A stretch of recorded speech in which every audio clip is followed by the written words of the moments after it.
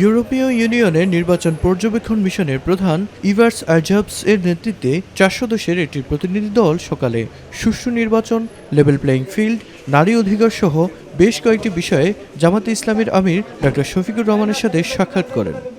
বৈঠক শেষে ডক্টর শফিকুর রহমান জানান, সুষ্ঠু নির্বাচন হলে জনগণ জামাতের প্রতি আস্থা রাখবে।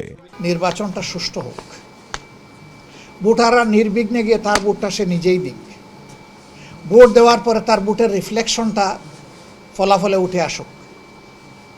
এই প্রক্রিয়ায় যদি জামাতে ইসলামী দেশ পরিচালনার সুযোগ পায় তার সঙ্গীদেরকে নিয়ে, আমরা দেশবাসীর প্রতি আল্লাহর প্রতি কৃতজ্ঞ থাকব এবং চেষ্টা করব আমাদের উপর অর্পিত দায়িত্বের আমানতের বোঝা সঠিকভাবে বহন করার, আমানত রক্ষা করার।